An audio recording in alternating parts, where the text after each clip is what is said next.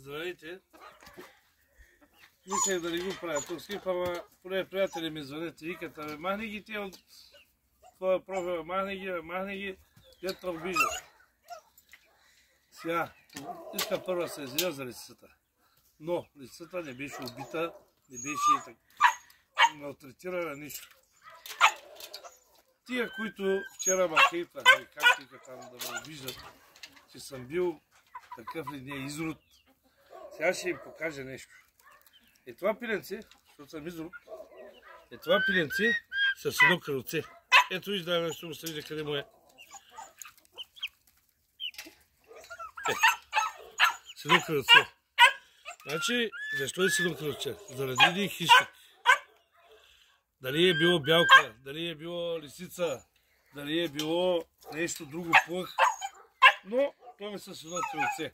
И аз преди да съм един изрод, отмъненько сме го отгледали, мазали сме го тук с мъщица, да му зарасне и продължаваме да го гледаме, защото сме ни изроди. Тук на село сме ни изроди. Ей колко челят имаме. Е това всичкото, ние ще го гледаме. От едно малко яйце. Ако знаете, че яйцето не е само за пържене, излизате пиленца. Ето го като е това пиленце. Какво да ви кажа друго? Мислях много неща ви кажа, ама ще се замълча. Пак ви се извинявам, ако съм ви нещо обидил. Сега се представете една светица, как фанала, ей тук за вратлето и го души ето и пиленце. Или в гората, как фанала едно сарне.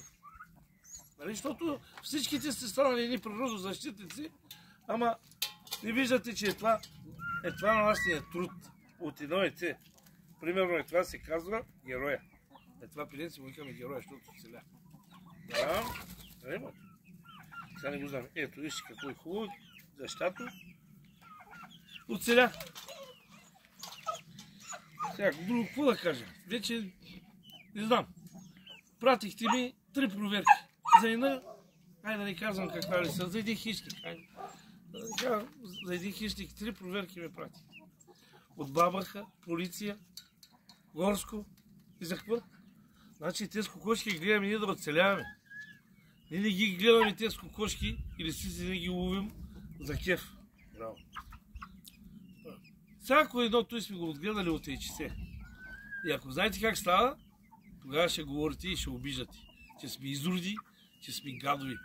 Тук в нашата улица над 60 кокошки изяват точно ета с лисица.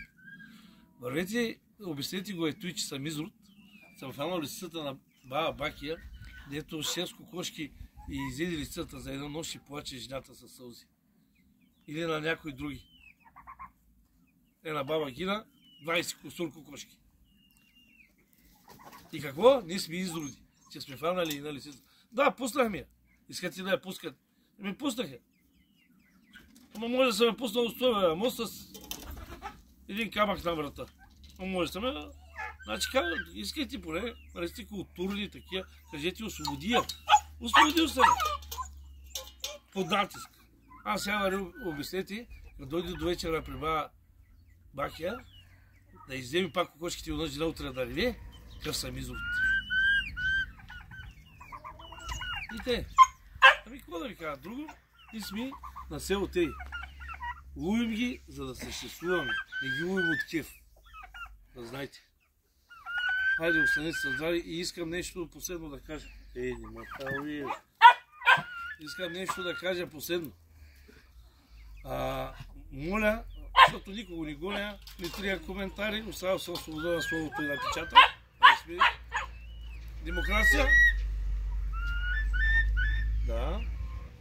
Съм оставил, от събота и неделя почва ловния сезон.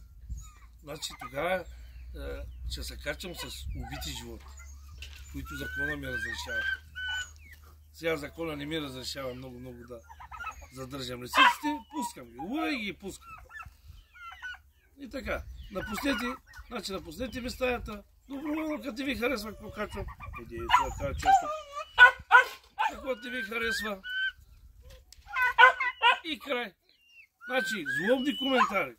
И аз мога да псувам. Повярвайте ми, мога да псувам, ама да обиждам, да кълна. Значи, дърта циганка, те не може да кълне към мен. Значи, папазов, дето пале свечи и той ти не може да убиш.